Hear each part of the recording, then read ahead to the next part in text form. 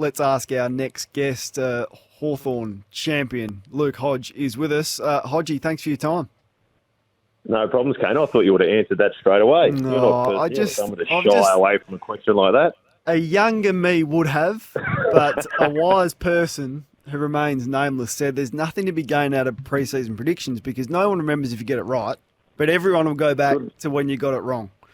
Couldn't agree more. How many So clubs? Don't ask me, please. How many clubs can win it, Hodgie? Yeah, just as a guess. 18? I'm not sure 18 can win it, but Actually, we'll take out Hawthorn.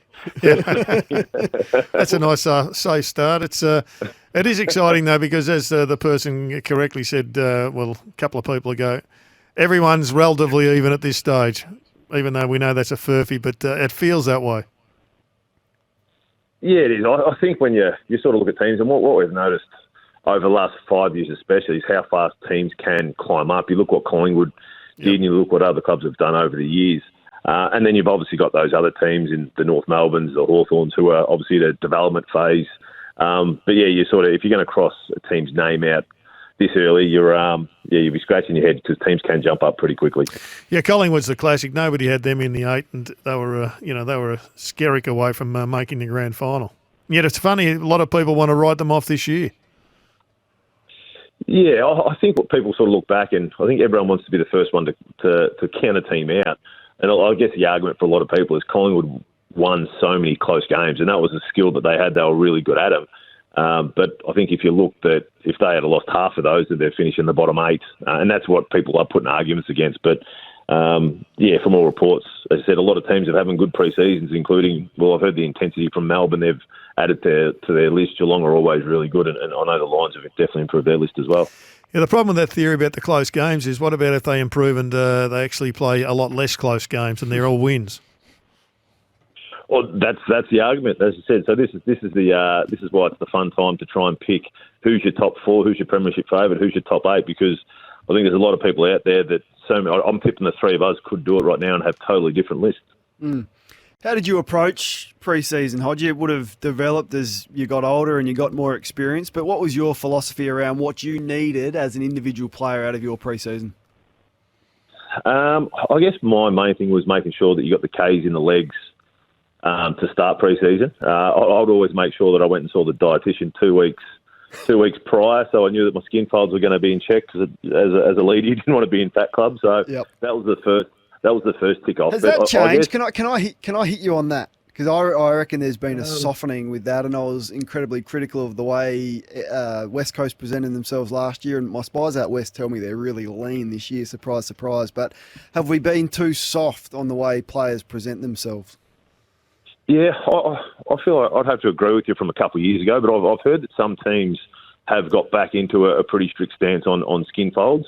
I know clubs went away from it for a couple of years, but I have heard that there have been a few clubs that have brought it back in just to keep, and that's a lot of that has been from the request of the players as well, because I know personally that it was a big one for us at Hawthorn because as a senior player, if you knew that a younger person's skin folds were high, then you could go and teach them and help them get through it, understand what they're eating, and if you're out for dinner with them, you can take care of them and sort of say you should eat this, you should eat that. So I know it is a benefit for a lot of senior players to help younger guys, but I guess at times you could understand how a lot of the dietitians took it out because it was such a stress on the players. And did you try and do PBs even in your older years, Hodgie? You're always trying to improve. I think that's the part about a lot of professional athletes is as soon as they get to a stage, they want to get better. And sometimes you have off seasons and you come back not as fit and you got a few months to work on it. But you always try to get as fit as you possibly could. But yeah, I guess you understood once you got to a certain age that you couldn't do all the work that you once could when you were 24, 25. So it's been sometimes when you get older. And it's also when you start your career, it's about being smarter rather than training so hard. But once you're into your prime, you're 24, 25, that's when you can really push yourself to really extend your PBs. 30 used to be the pivotal age. You know, once you get over 30, you only got a 1-year contract and you're about to be retired almost every year. And yet here we are last night, a bloke who's 35 going on 36. He's one of the fittest athletes in the world and he just proves once again that age is no barrier. Yeah, I think that comes down to how clubs handle and I guess how the athlete treats them body themselves. there's so much. I guess we used to talk about the seen and unseen, what you do in front of the club and in front of your teammates, but it's more important what you do away from them, what you eat when you're not there, the recovery you're doing, all the things, the little things that some people don't think are important, and that's what can really hold on to your career and make you play for as long as you possibly can. Hodgie, you mentioned Hawthorn when we asked you who couldn't win it, and you had a bit of humour about that, but there's a lot of Hawks fans that are interested in your thoughts on how they will go. I think it's going to be carnage. What say you? Look, I'm not surprised that they went the way they did. I know Sam Mitchell pretty well, and he's not going to sit by and just hope things happen. He wants to build a list to play his style. And I guess making the decisions that they had. You saw, and I've said it a couple of times, you saw a game that they played against Essendon last year when I think they were up by 40-odd points into the third quarter, last quarter. Essendon started to come back, and the decision that Sam made was he wasn't going to put the Jago Mears or the Tommy Mitchells in the middle. They stayed at half forward and full forward. He was putting in the Newcombs and the Wards and the younger guys just to show them that this is the only way we're going to get better. We're going to get better by giving responsibility to the young guys so they can learn faster. And I guess that's how we learnt coming through. Clarko gave a lot of responsibility to Mitch, myself, Sully, and that's how we learnt. So I'm not surprised that they've sort of cleaned out a lot of the older guys to give these young guys some experience. But in saying that, there is going to be some tough times for them because a young playing group do need some senior guys around them. And if you look who Hawthorn have lost, probably for the last 3 years, you've lost a couple captains, Stratton, McAvoy, you lost Burgoyne, Isaac Smith, Gunston, Mitchell, O'Meara, Shields. All of those guys have been either captain or in the leadership group at some stage. So, yeah, you feel for the new captain, which I'm thinking it's going to be probably Sicily. Hopefully he can sort of talk to a few guys in and around or past players to sort of help him out along the way. Why is it Sicily that gets your vote? Watching him develop, a lot of people sort of see how he is on the footy field, but knowing what he's done off-field to mature as a player, mature as a person, and I just think he's got the control out in the game. Yes, he goes over the top at times, and I think a lot of leaders can do that to sort of set the tempo for their players. But I think if you look through the group with the guys that I mentioned before who have left over the last 3 years, there's Luke Bruce, who's been there for a long time, but probably Sicily is someone who is going to be there for a long time. I think he just signed a 5-year deal, and playing across half-back, he's a leader, he stands up, he's not afraid to shirk a contest. And I know that he's spending a lot of time with Sam and helping with that leadership side of things. And I know personally having Mitch there for me when I was captain was invaluable. He was so good to talk to and bounce things off because he's such a smart worker. Taking the focus up to Brisbane, your hometown, A, are you still working in any capacity at the club? And B, what do they need to focus on and get right between now and the finals? No. I stopped working with them at the end of 2021. Okay. I sort of went a bit more full on the media and it was a bit hectic at home with 4 kids, so I thought I'd better do a little bit more at home. But I think they've done the right thing in the off-season. I think if you look at the people that they've brought in, Gunston, Dunkley, Ashcroft, Fletcher, McKenna, all these guys are quality players. Obviously, 2 have been through the draft, but Ashcroft's been with the seconds and played some quality football in the seconds, and we went number 2 for a reason. Gunston's got the maturity to help out their forward line. Dunkley, winning the BNF at Bulldogs, is just a quality player, and from what you hear from the players, he's taken the standard to the next level. There's also other blokes. Hipwood's had a full pre-season, looks really fit, and the one that I've been hearing a lot about is Dane Zorko. He probably hasn't had a proper pre-season in the last 3 years, and I saw him a few weeks ago, and he looks fit, he looks ripped. So I think it's a part of their development, and what they've been able to do in finals is make top 4 consistently. They got to the prelim last year, but I reckon they've put the list together to try and take that next step. Would you change captaincy at Brisbane? Is it time to free Zorko up like Pendlebury is doing, like Travis Boak has done previously and others?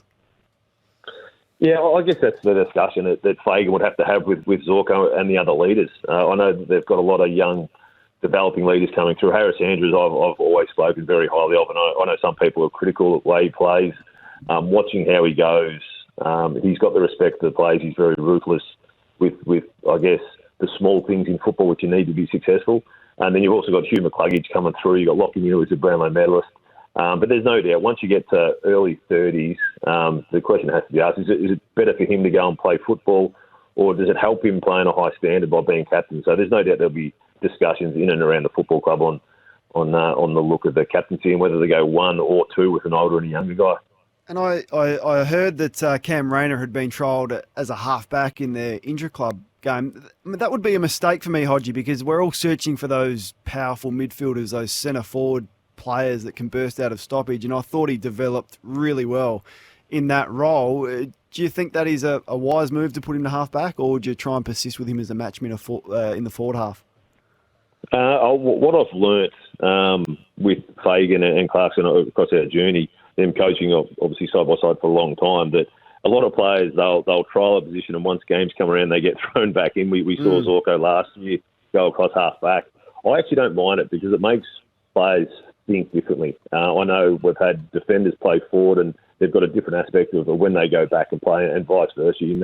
I know that Zorko learned a lot across half-back, which he was able to take back and play as a half-forward. So having Cam Rayner, he was looking really fit before he hurt his knee. He got back to his fitness later in the season last year. But adding something else to him, making him look at the game from a different way, I know that helps with his development as well.